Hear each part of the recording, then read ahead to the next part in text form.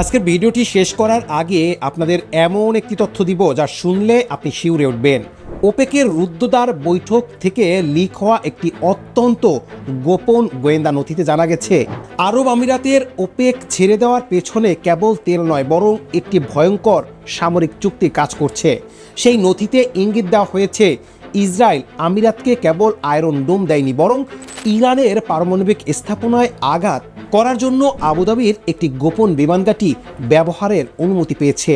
গোয়েন্দারা সন্দেহ করছেন কেন আজ ভোরে ওমান উপসাগরে মোতায়েন করা ইসরায়েলি সেন্সরগুলো হঠাৎ একযোগে অফলাইন হয়ে গেল।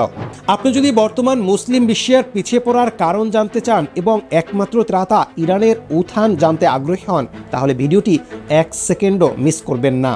কেন আজ সকালে সৌদি রাজপ্রাসাদে জরুরি সামরিক হাইকমান্ডের বৈঠক ডাকা হয়েছে, এই রোমহর্ষক সত্যটি আমরা ভিডিওর ঠিক পরের অংশে কিছু গোপন স্যাটেলাইট রাডার ইমেজ দিয়ে ফাঁস করব, যা দেখলে আপনার রক্ত হিম হয়ে যাবে। তবে কি মধ্যপ্রাচ্যের মানচিত্র আজ চিরতরে বদলে গেল? আজ যখন ট্রাম্প বেইজিং থেকে হুঙ্কার দিয়ে ফিরছেন, তখন আরব বিশ্বের হৃৎপিণ্ডে এক বিশাল ফাটল দেখা দিয়েছে। দীর্ঘ 60 বছর পর সংযুক্ত আরব আমিরাত বিশ্বের সবচাইতে শক্তিশালী তেল জোট অপেক থেকে পদত্যাগ করেছে। সিএনএন রিপোর্ট বলছে আমিরাত এখন মনে করছে তাদের বিপদের দিনে সৌদি আরব আরব লীগ নয়, বরং ইসরায়েল এবং আমেরিকাই ছিল তাদের প্রকৃত বন্ধু। এর প্রমাণ হিসেবে খোদ নেতানিয়াহু গোপন নির্দেশে আমিরাতে মোতায়েন করেছেন ইসরায়েলি সৈন্য এবং তাদের গর্ভ আয়রন ডোম ইন্টারসেপ্টর। আজ আমরা জানব কেন মোস্তফা সালেম বলছেন যে ইরান বাজি ধরেছে, ট্রাম্প শেষ পর্যন্ত পিছু হটবেন। আজ আমরা ফাঁস করব ট্রাম্পের সেই আয়রন ক্লাড ব্লকেড বা নৌ অবরোধের আসল চেহারা, যা ইরানের কোটি মানুষকে অনাহারে মারার হুমকি দিচ্ছে। চলুন দেখি ক্ষমতার এই দাবার চালে কে কাকে চেকমেট করে। আরব ভূরাজনীতিতে গত 24 ঘন্টায় সবচাইতে বড় ভূমিকম্পটি ঘটেছে যখন আরব আমিরাতের জ্বালানি মন্ত্রী সুলেহ আল মাজুরি ঘোষণা করেছেন যে তারা ওপেক থেকে বেরিয়ে যাচ্ছে। সিএনএনের বিশ্লেষণ অনুযায়ী এটি কেবল তেলের সিদ্ধান্ত নয়, বরং এটি একটি চরম পলিটিক্যাল বার্তা।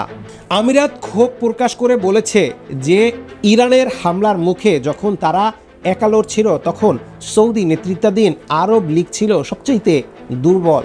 আবুধাবি এখন মনে করছে তারা এই অঞ্চলের পুরনো দেশগুলোর তুলনায় অনেক বেশি এগিয়ে গেছে এবং তাদের নিরাপত্তা এখন ইসরায়েলের সাথে যুক্ত। এই ঐতিহাসিক বিচ্ছেদ প্রমাণ করে যে মধ্যপ্রাচ্য এখন আর মুসলিম ভ্রাতৃত্বের উপর ভিত্তি করে চলছে না, বরং এটি এখন সম্পূর্ণ স্বার্থ এবং সামগ্রিক শক্তির উপর দাঁড়িয়ে আছে। ট্রাম্প এই সুযোগটিকে কাজে লাগাচ্ছেন যাতে আরবদের চিরতরে বিভক্ত করে ইরানের বিরুদ্ধে এক বিশাল জোট তৈরি করা যায়, যার প্রথম মুসলিম রাষ্ট্র হিসেবে আরব আমিরাত নিজেদেরকে গুটিয়ে নিলেন এবং মুসলিম ভাইদের সাথে চিরতরে বিশ্বাসঘাতকতা করলেন। ইতিহাসে এই প্রথমবার কোনো আরব দেশে প্রকাশ্যে সামরিক সরঞ্জামের ইসরায়েলি সৈন্য মোতায়েন করা হয়েছে। প্রধানমন্ত্রী নেতানিয়াহু এবং শেখ মোহাম্মদ বিন জায়েদের এক গোপন ফোনালাপের পর এই আয়রন ডোম ব্যাটারি আবুধাবিতে পাঠানো হয়। গত মার্চে ইরানের প্রক্সি গোষ্ঠী যখন আমিরাতের ফুজিরা বন্দরে হামলা করে, তখন আমিরাত বুঝতে পেরেছিল যে তাদের আকাশ প্রতিরক্ষা ব্যবস্থা যথেষ্ট নয়। সিএনএনের রিপোর্ট বলছে ইসরায়েল কেবল সিস্টেম দেয়নি, বরং তারা তাদের দক্ষ সৈন্যকেও পাঠিয়েছে এই পরিচালনা করতে। এই শেয়ার ফেট বা অভিন্ন ভাগ্য এখন ইসরায়েল ও আমিরাতকে এমন এক উচ্চতায় নিয়ে গেছে যা আব্রাহাম আর্কের সময় কেউ ভাবেনি। যদিও ইসরায়েল নিজেদের নিরাপত্তার কথা ভেবে আরও আয়রন ডোম দিতে অস্বীকার করছেন, কিন্তু আমিরাত এখন গোয়েন্দা তথ্য দিয়ে ইসরায়েলকে সাহায্য করছে, যা আসলে মুসলিম বিশ্বের জন্য এক চরম অস্বস্তিকর পরিস্থিতি তৈরি করছে। আমেরিকার প্রতিরক্ষা সচিব পিট হেগসেথ আজ সাফ জানিয়ে দিয়েছেন যে ইরানের উপর নৌ অবরোধ এখন লৌহ কঠিন। তাদের নির্দেশ হলো নাথিং ইন নাথিং আউট। এর ফলে ইরানের 1 মিলিয়ন মানুষ তাদের কাজ হারিয়েছে এবং 3 মাস আগে যে মুদ্রাস্ফীতি চরমে উঠেছিল তা এখন আকাশ ছুঁয়েছে। ইরানের সাধারণ মানুষ এখন ডিম বা ওষুধের মতো মৌলিক জিনিসের জন্য 3 গুণ বেশি দাম দিচ্ছে।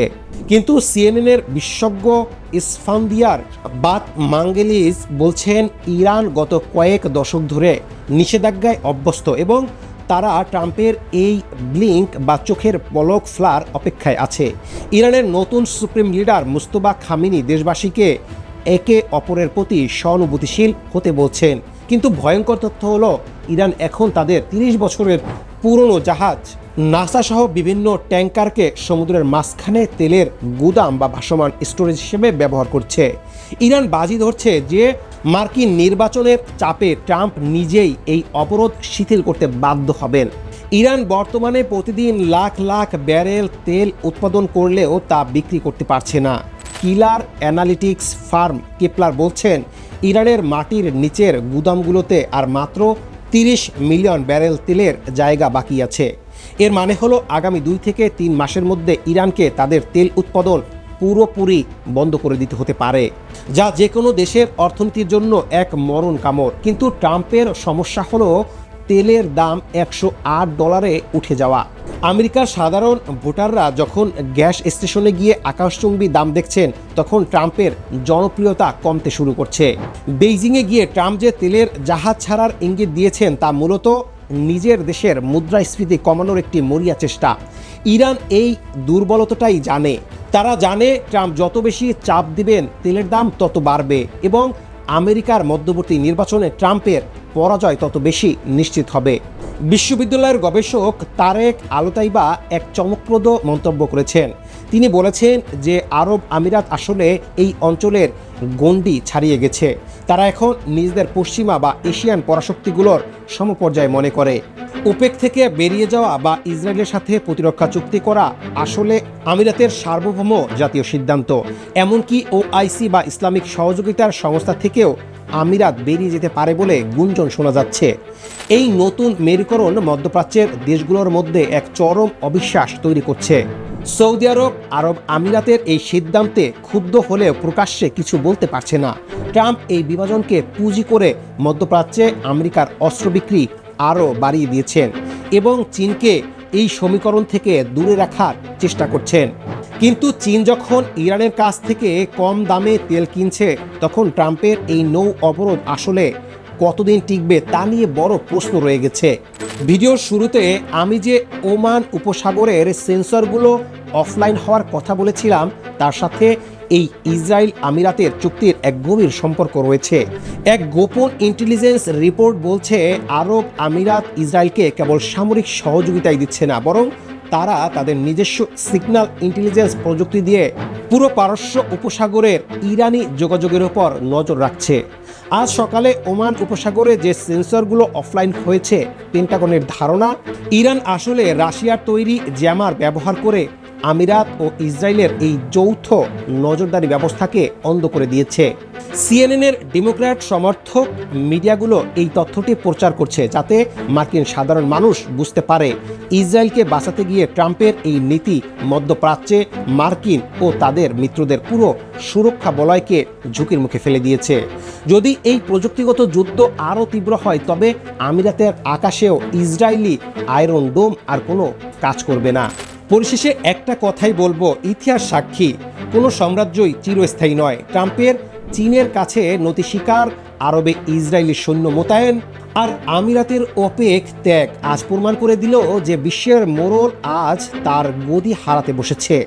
ট্রাম্প কি পারবেন নিজের দেশের মুদ্রাস্ফীতি আর ইরানের জেদের মাঝে ভারসাম্য বজায় রাখতে, নাকি 2026 সালটি হবে আমেরিকার বিশ্ব নেতৃত্বে কাফিনের শেষ পেরেক? আজ সকালে যখন আপনারা এই ভিডিওটি দেখছেন, তখন মনে রাখবেন মানচিত্রের সীমানা হয়তো আগের মতোই আছে, কিন্তু ক্ষমতার কেন্দ্রবিন্দু আজ বদলে গেছে। আমরা বাংলাদেশ থেকে তীক্ষ্ণ নজর রাখছি মধ্যপ্রাচ্যের প্রতিটি সেকেন্ডের খবরের উপর। আমাদের চ্যানেলের সকল সদস্যকে আবারও ধন্যবাদ। দেখা হবে পরবর্তী ভিডিওতে।